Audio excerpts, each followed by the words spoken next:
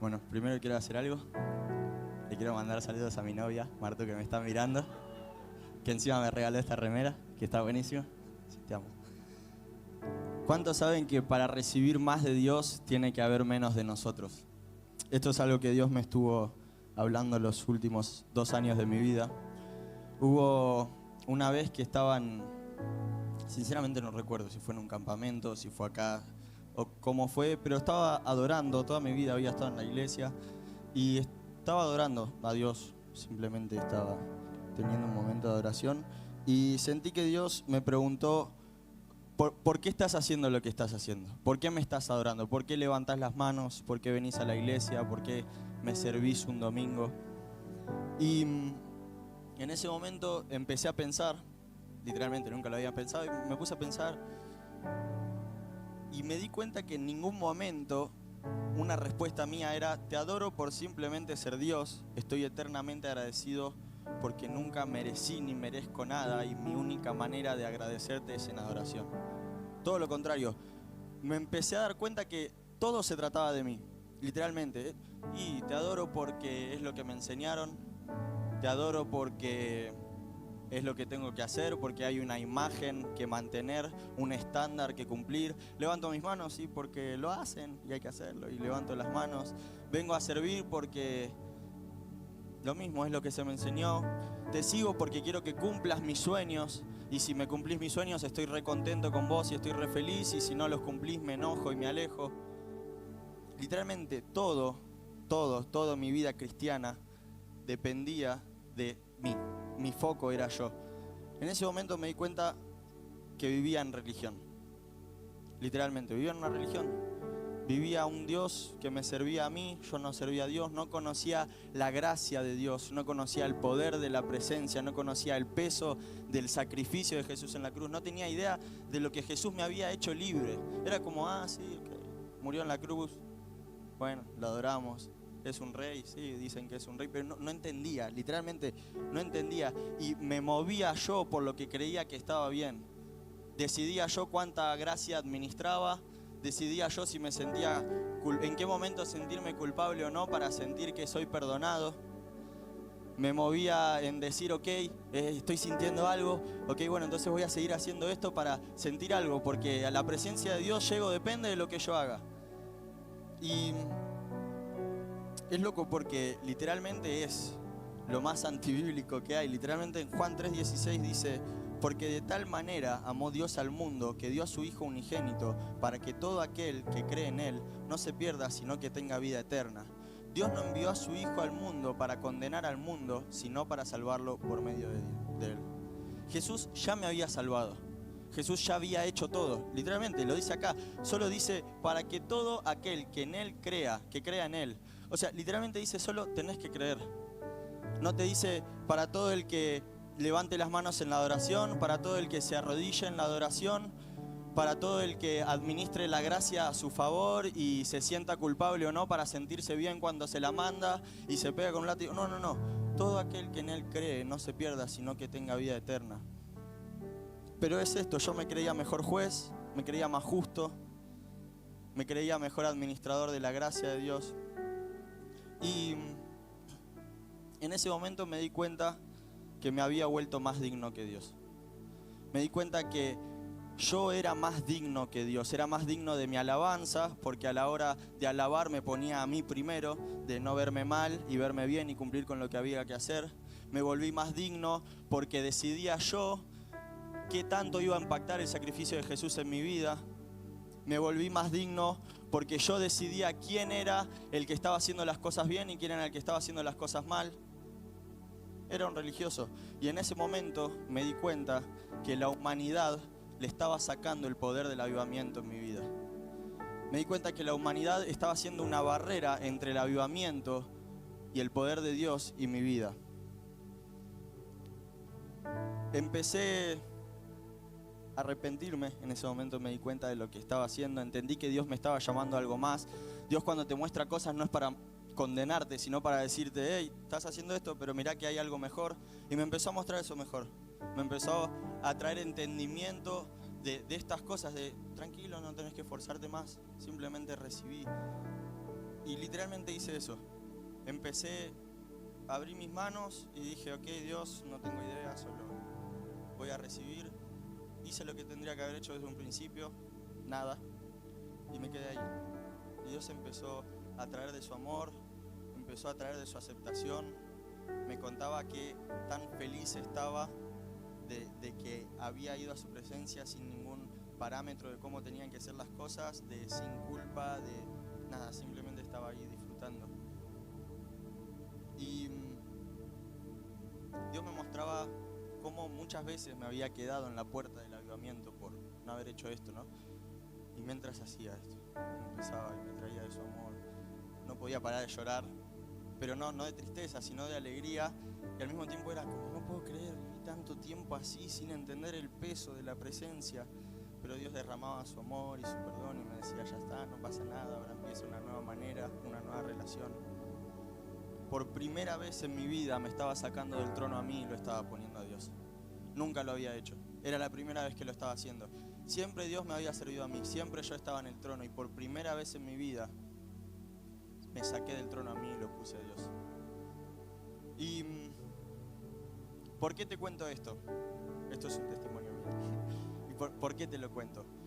Porque desde ese momento Dios trajo esta convicción en mi vida de que lo que transforma mi vida es el entendimiento del sacrificio y de la presencia de Dios en nuestra vida. Si no entendés el sacrificio de Jesús en la cruz, lo que ganó por nosotros, si no entendés el precio de su presencia, el peso de su presencia, no estás entendiendo la relación y lo que Dios quiere que vivas y todo lo que tenés accesible para tu vida. Y algo que yo pensaba antes era que el cristianismo se mide por hace cuánto tiempo soy cristiano, ¿no? Yo sirvo hace tanto tiempo y hace tanto y estuve en esta área. Y Dios en ese momento me dijo, el cristianismo no se mide por hace cuánto tiempo sos cristiano, sino por la cantidad de cielo que vivas acá en la tierra. El seguir a Cristo se mide por la cantidad de cielo que vivas acá en la tierra.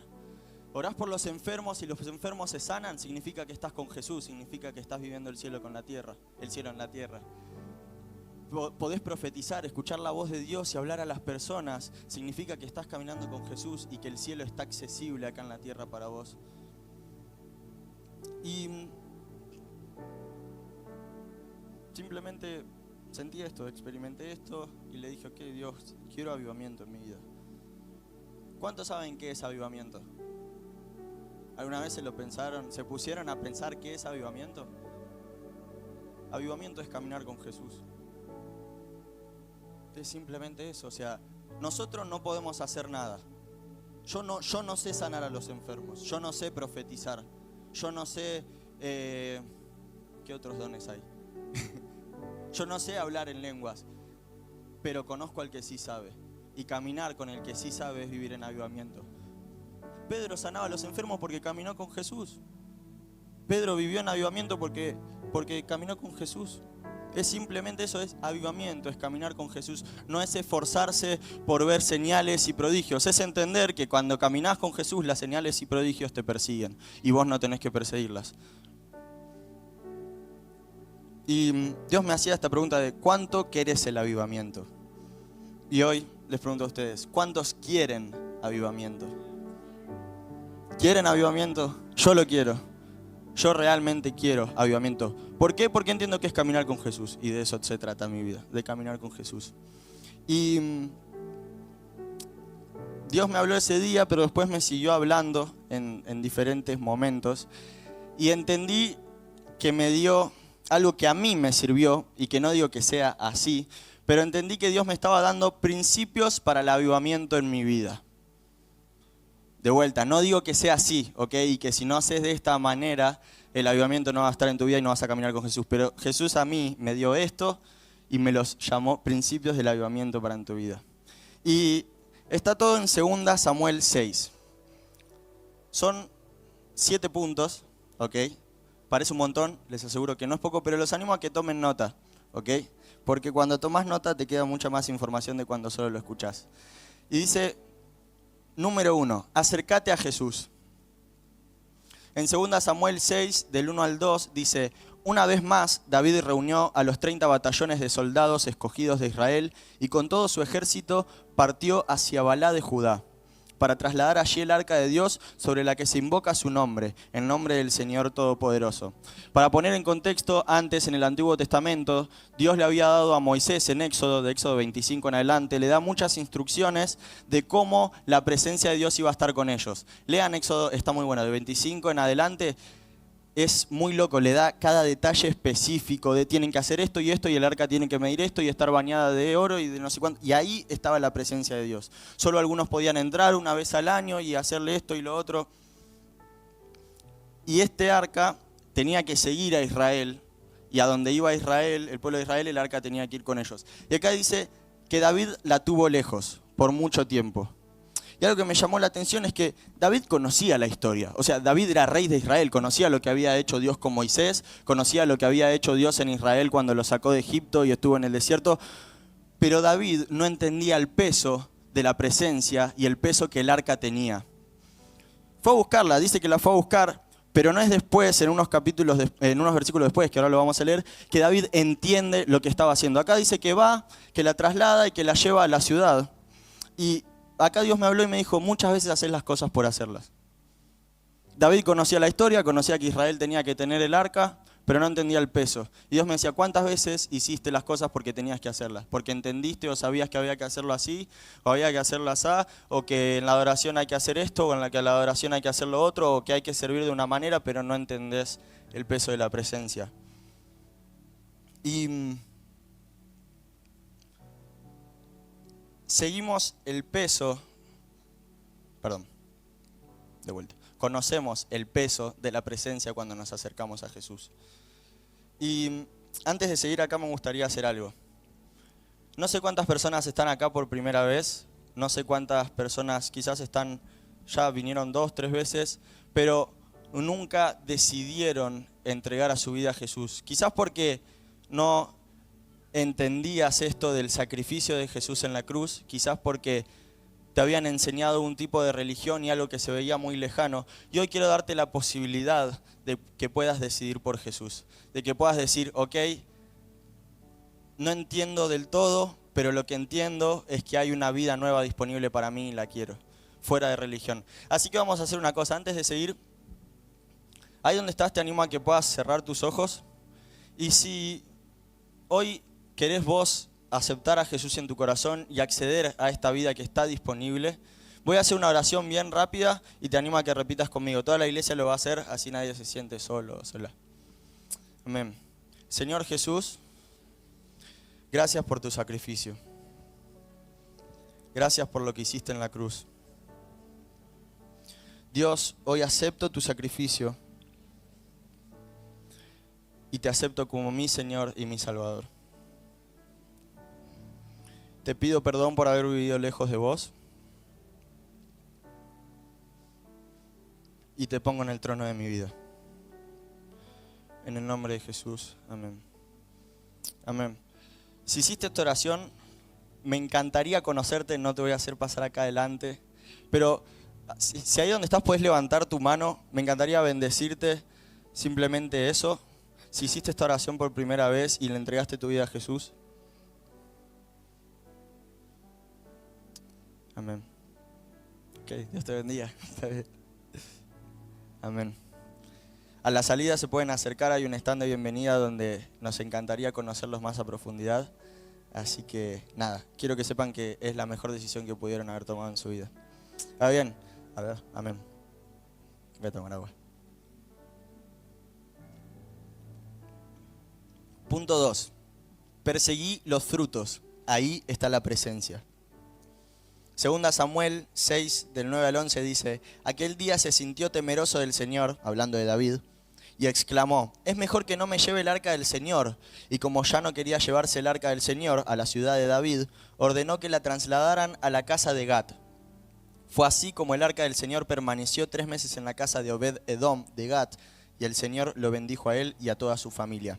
Básicamente, llevando el arca hubo un inconveniente, una persona hizo algo que no tenía que hacer y Dios se la llevó con él. Y a David le dio miedo. Entonces dijo: ni loco me llevo la presencia de Dios, la voy a dejar en un arca. Pero es una locura porque dice que el arca, simplemente por estar en un lugar, Dios trajo bendición. Y Dios me hablaba y me traía Mateo 7, del 17 al 20, que dice: del mismo modo, todo árbol bueno da fruto bueno, pero el árbol malo da fruto malo. Un árbol bueno no puede dar fruto malo, y un árbol malo no puede dar fruto bueno. Todo árbol que no da fruto bueno se corta y se arroja al fuego, así que por sus frutos los conocerán.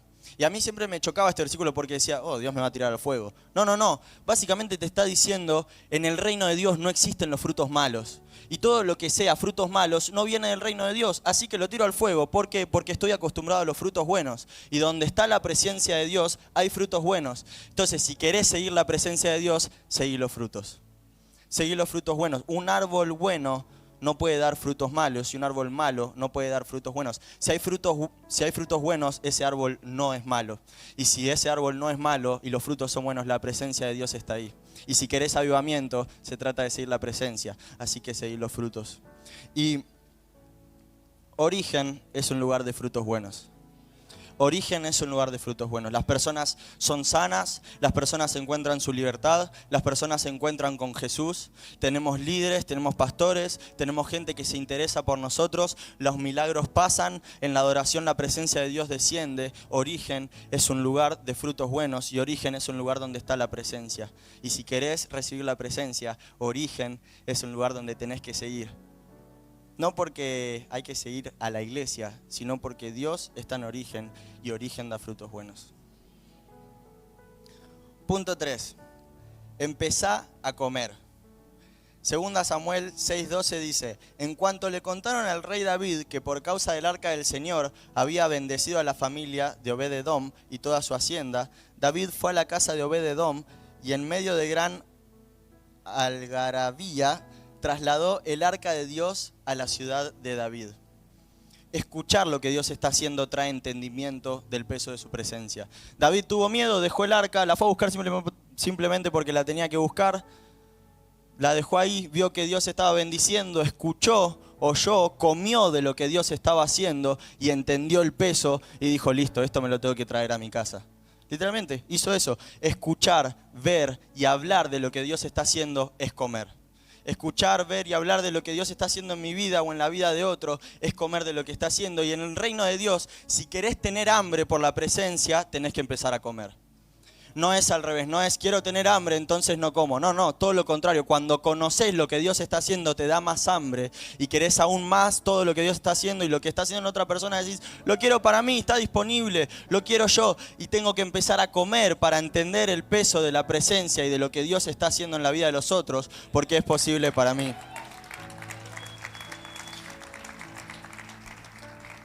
En Apocalipsis 19:10 dice: el testimonio de Jesús es el espíritu de la profecía. contar y escuchar el testimonio de lo que Jesús hace, profetiza que va a volver a pasar. O sea, Jesús, lo que veníamos diciendo, avivamiento es Jesús. El testimonio del avivamiento, de lo que Jesús está haciendo, profetiza que va a volver a pasar. Escuchar, ver y hablar lo que Jesús está haciendo, profetiza que va a volver a pasar. Y esa es la manera de comer. Esa es la manera de comer. Y algo que pasa con esto es que muchas veces cuando Dios hace cosas en nuestra vida, aparece la humanidad, que ya dijimos que es el enemigo del avivamiento, y te quiere hacer sentir mal. ¿Cómo vas a contar esto? Sos un egoísta y te querés vanagloriar. Y hubo un momento en mi vida que tuve que romper esto. No sé si se acuerdan, hace un tiempo conté testimonios financieros que Dios estaba haciendo en mi vida, que realmente eran una locura, nunca lo había pensado. Y hubo un momento en el que entendí que lo que celebramos crece. Y fue muy loco, porque hubo un día que se acercó una persona y me dio una ofrenda. Yo dije, esto lo tengo que celebrar.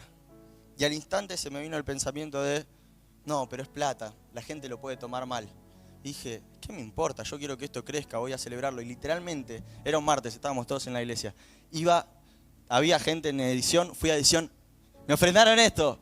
Iba a otro lugar, no sabés, me ofrendaron esto. Literal, le conté a todas las personas que estaban en la iglesia la ofrenda que habían hecho, que una persona me había dado, y lo que Dios estaba haciendo en mi vida. Y yo podría haber cortado en ese momento y haber puesto mi humanidad por encima de lo que Dios quería hacer, y el testimonio lo cortaba ahí y dejaba de comer de lo que Dios estaba haciendo. El haber contado lo que Dios estaba haciendo en mi vida empezó a traerme más hambre y empezó a traerme más entendimiento de que, ok, si hizo esto, hay más, y hay más, y hay más, y cada vez que pase lo tengo que contar y tomarme de lo que Dios hizo. ¿Por qué? Porque el testimonio de Jesús es el espíritu de la profecía. Punto 4, se relaciona con el 3. El hambre debe llevarte a accionar. El hambre no es tierna. O tenés hambre o no tenés. El testimonio puede hacer dos cosas. O te frustra o te lleva a accionar. El testimonio te quedas mirando y decís, Dios no lo está haciendo conmigo. Pero yo oro por la gente y no se sana. Pero a mí Dios no me da ofrendas. Y te frustrás y te quedás en un lado de frustración y pones la expectativa en tus experiencias y no en lo que la Biblia dice. O accionás y decís, Dios lo está haciendo en la vida de él. Yo lo quiero. Así que por más de que no lo esté haciendo en mi vida, me acerco y voy a aprender todavía más de lo que él está haciendo. Y quiero orar por los enfermos y que se sanen, pero no me pasa. Así que me voy a poner a leer la Biblia, los evangelios, y cada vez que vea que una persona se sana porque Jesús oró por ella, lo voy a tomar para mi vida y lo voy a hacer propio. Tenés dos maneras de comer. Una es desde la frustración, o otra desde el accionar. Y ya sabemos cuál lleva el avivamiento y cuál no, ¿no? La frustración te deja estancado, el avivamiento no. El accionar no. Punto 5. Derribar el miedo al hombre y la religión. Y a partir de acá es cuando Dios más empezó a mover en mí. En 2 Samuel 6, del 13 al 16 dice, apenas habían avanzado 6 pasos los que habían llevado el arca, cuando David sacrificó un toro y un ternero engordado, vestido tan solo con un efod de lino, que era una vestimenta que Dios le había dado a los sacerdotes, se puso a bailar ante el Señor. Era una vestimenta de lino, o sea, imagínense, lino, transparente. ¿Ok? O sea, no transparente, es blanco, pero se ve mucho porque ahora van a entender por qué lo estoy diciendo.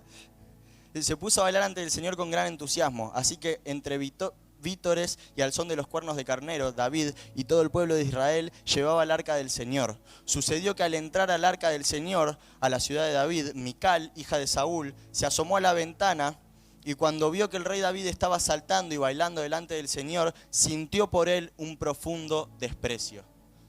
Dice David, rey de Israel, bailando en lino, como loco. Se imaginarán lo que pasará, ¿no?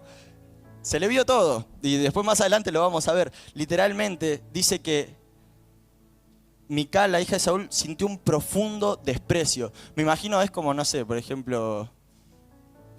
Voy a poner un ejemplo. No, me voy a poner a mí con Martu. Supongamos, Martu está en su casa y de repente me ve llegar... Yo, rey, bailando como loco y se me ve todo y la gente tipo, es el rey Israel. Y llego y me dice, chabón, está muy mal lo que hiciste, sos el rey.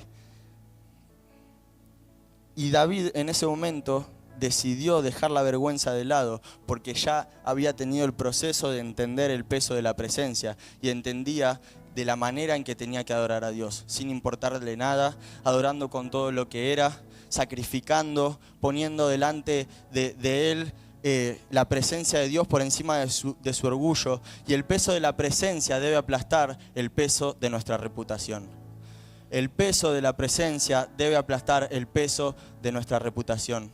David ya había conocido a Dios, había pasado de no conocerlo y hacer las cosas por religión a querer agradarlo. Y todo por haber conocido el peso de su presencia. De vuelta podría haber aparecido la humanidad. El miedo del que dirán, del que pensarán y el mantener su imagen lo podría haber dejado en la puerta del avivamiento. Humanidad. Uy, ¿qué van a decir? Uy, soy el rey, no puedo hacer esto. Uy, hay un protocolo, tengo que caminar así porque soy el rey. Eso lo podría haber dejado en la puerta del avivamiento. Y acá es algo que también Dios me habló, porque yo hubo mucho tiempo que fui Mical. Yo hubo mucho tiempo en mi vida que cuando veía personas bailando con telas me parecía religión y me daba vergüenza. Literalmente era tipo, por favor, que pare porque nos está dejando re mal. Literalmente, yo era Mical. Y Dios me habló en eso y me dijo, quiero que sepas que eso también es religión. Yo pensaba que religión era tener las paredes pintadas de blanco, tener la Biblia abajo del brazo, un traje, ir y adorar a Dios. Y que simplemente eso era religión. No. Religión es encasillar a Dios en tus pensamientos, fuera de lo que dice la Biblia. Y hubo una vez, voy a contar rápido un testimonio. Estábamos en la vigilia acá en Influos. Y Dios me había hablado sobre esto que les estoy diciendo. Y había unas telas acá en el depósito. Y Dios me dijo, tenés que bailar con telas. Y dije, no sea malo. Literalmente, no quería. O sea, fue literal decir, no puedo hacer esto. Y Dios me dijo, sí, tenés que hacerlo. Hay algo que romper acá. Así como vos, hay un montón que ven las telas y piensan en religión y les da vergüenza y se sienten mal y no pueden recibir de lo que yo hago cuando la gente baila en telas porque hay religión en eso y hay que romperlo. Así que dije, bueno, listo, vamos. Fui, agarré unos manteles, no sé ni qué eran, manteles de mesa, y los puse acá adelante. Y me acuerdo que pasé adelante y dije, bueno, Dios me dijo esto, así que vamos a bailar en telas. Y dejé las telas ahí y me fui. Y Dios me dice, no, tenés que empezarlo vos. Un líder empieza él. Y dije, no, pero Dios, está loco. No, tenés que empezarlo vos. Así que pasé adelante, agarré una tela, me puse a bailar como sabía, no tenía idea, qué sé yo. Fue el momento que más sentí la presencia de Dios. Literalmente, me caía al piso, no podía parar de llorar. No podía parar de llorar, creo que Sam estaba tirado en el piso, no podía parar de llorar de la presencia, del amor de Dios. Sentía un peso, literalmente estaba todo tipo, no podía más. Y no fue solo para mí. A partir de ese momento pasó uno, pasó otro. No les miento, todos. Con telas, con cinta, bailando, gritando. Unos pasaban adelante y bailaban y no sé cuánto. ¿Qué hubiera pasado si yo decía, no, Dios, para otro día lo dejamos? Hubiera sido egoísta y hubiera limitado, tanto en mi vida como en la de los demás, el avivamiento. Así que hay que derribar el miedo al hombre y a la religión. Punto 6, también tiene relación con el antiguo. Indignificate. Indignificarse lo puedes hacer desde dos maneras. O desde la culpa y la religión o desde la gracia. Indignificarse desde la culpa es decir, Dios, no soy digno y ni siquiera merezco que esté tu presencia conmigo y me pego látigos y digo, y el otro día hice esto y ahora esto y soy religioso y me quedo en el mismo lugar de culpa y soy indigno y no merezco. O indignificarse de la gracia es decir, Dios, sí, no merezco, me la mandé, pero quiero seguir viviendo al lado tuyo, así que me paro desde tu gracia, me humillo, me indignifico adelante de vos y decido adorarte por encima de todo. Indignificarte es sacarte a vos de adelante. es sacarte a vos del medio. Es decir, entre Dios y yo no hay nada. No estoy yo adelante, simplemente está Dios. Y decido derramar todo, tanto mis pecados como mis problemas, como el no ser merecedor, como mis ganas, mis sueños. Eso es indignificarse. No es no sentirse merecedor. Es decir, no haber nada en el trono de mi vida que no sea Dios. Voy a ser menos digno que Dios. En 2 Samuel 6:20 al 22 dice: cuando David volvió para bendecir a su familia, Mical, la hija de Saúl, le salió al encuentro y le reprochó: qué distinguido se ha visto hoy al rey de Israel, desnudándose, miren, yo les dije, como un cualquiera en presencia de las esclavas de sus oficiales. Literal, o sea, David se estaba bailando al punto que se le veía todo, era el rey de Israel, pero había entendido el peso de la presencia. Y David le respondió: lo hice en presencia del Señor, que en vez de escoger a tu padre o a cualquier otro de tu familia, me escogió a mí y me hizo gobernante de Israel, que es el pueblo del Señor. Y me rebajaré más todavía hasta humillarme completamente. Sin embargo, esas mismas esclavas de quien hablas me rendirán honores. ¿Entendió todo? Entendió el peso de la presencia, entendió indignificarse desde la gracia, y estamos en el Antiguo Testamento, y entendió cómo tenía que adorar a Dios. Indignificarnos es poner a Dios en primer lugar, es entregarle el trono de nuestra vida a Dios, es entender quién es Dios, lo que hizo en Él y lo que hizo en y por nosotros, es hacernos menos dignos que Dios, es alabar su grandeza en vez de nuestra imagen, es adorar su gracia en vez de nuestro juicio. Indignificarnos es darle todo el espacio a Dios para que venga y haga lo que quiera con nosotros. Indignificarse es la llave para el avivamiento. Es entender que no se trata de mí, sino de Él a través de mí. Es no centrarme en nada más que levantar su nombre y estar disponible y preparado para que su Espíritu Santo venga y transforme mi vida. Conocer a Dios te lleva a querer darlo todo por Él sin importar el costo. Lo hice en presencia del Señor, lo hice para Dios, no me importa más nada y me voy a humillar incluso más y más y más. Y las personas igual me van a seguir honrando, pero así no me honraran.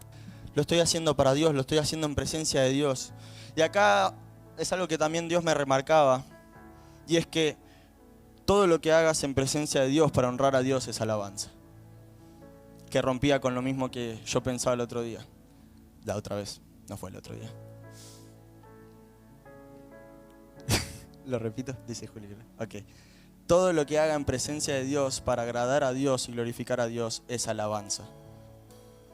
Bailar en telas es alabanza, saltar es alabanza, gritar es alabanza, bailar es alabanza, escribir es alabanza, pintar es alabanza, leer la Biblia es alabanza. Todo lo que haga en presencia de Dios para honrar a Dios y exaltar a Dios es alabanza. Y después de todo esto, Dios me llevaba al último punto, que creo que es el mejor, que es disfrutar del avivamiento. En 1 Crónicas 15:1 dice: David construyó para sí casas en la ciudad de David y dispuso un lugar para el arca de Dios y levantó una tienda de campaña. Y acá tengo 2 fotos, no sé si las tenemos, para que entiendan lo que David hizo. Este era el tabernáculo de Moisés. Literalmente hay 10 capítulos o más en la Biblia en que Dios le da cada especificación de qué tenía que hacer Moisés. Tenía 3 lugares, que ya se los... Tenía el atrio, el lugar santo y el lugar santísimo. Solo los israelitas podían cruzar la puerta al atrio y allí quedarse. Solo los sacerdotes podían entrar al lugar santo y solo el sumo sacerdote podía entrar al lugar santísimo una vez al año. El principal servicio eran los sacrificios en el altar del holocausto, y también los sacerdotes ministraban en el lugar santo al mismo tiempo. Esto era el tabernáculo de Moisés. Y ahora la otra foto. Esto era parecido al tabernáculo de David. Puso una tiendita, puso la presencia de Dios y dijo: entendí todo. Simplemente hay que adorar a Dios, simplemente estar en su presencia. Dios había habilitado algo especial para David por haber entendido el peso de su presencia, por haberlo puesto primero a Dios, por haber decidido adorar a Dios sin importar nada. Dice No había divisiones dentro de la tienda. El arca del pacto estaba en el medio. Todos podían entrar al tabernáculo de David, incluyendo a los extranjeros. Se alababa a Dios sin cesar 24/7. ¿A qué le suena? Nuevo Testamento. David vivió el Nuevo Testamento estando en el Antiguo Testamento. David tuvo acceso al Nuevo Testamento estando en el Antiguo Testamento. Dice en Hebreos 10:19, así que hermanos, mediante la sangre de Jesús tenemos plena libertad para entrar al lugar santísimo. El lugar santísimo era esta parte en el tabernáculo de Moisés que solo podían entrar una vez al año los sumos sacerdotes. O sea, dice, hermanos, mediante la sangre de Jesús tenemos plena libertad para entrar al lugar santísimo. David entraba al lugar santísimo y no había sido lavado por la sangre de Jesús. David tenía acceso a lo que Jesús ganó por nosotros en la cruz. ¿Por qué? Porque ya había entendido, sin necesidad del sacrificio de Jesús, lo que tenía disponible para él y la vida que Dios quería tener con el humano. No necesitó el sacrificio de Jesús y vivió en el Nuevo Testamento estando en el Antiguo Testamento. Dice en la Biblia que Jesús vino a levantar y a reconstruir el tabernáculo de David. Me olvidé de poner el versículo, pero lo dice, se lo juro que lo dice en la Biblia. Jesús vino a levantar el tabernáculo de David. Es una locura. O sea, no es que dice, no me entra en la cabeza. O sea, Jesús vino a levantar el tabernáculo de David. Jesús vino a hacer lo que David ya había hecho, solo que extendiéndolo para todos y haciéndolo público. O sea, David estaba viviendo el sacrificio de Jesús en el Antiguo Testamento.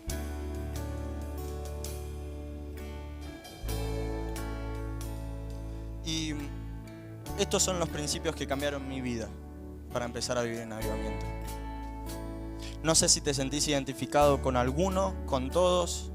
No sé cómo está siendo tu vida en cuanto a vivir o no el avivamiento, el caminar con Jesús, pero estos son los principios que a mí me cambiaron y me hicieron empezar a vivir en avivamiento. Y en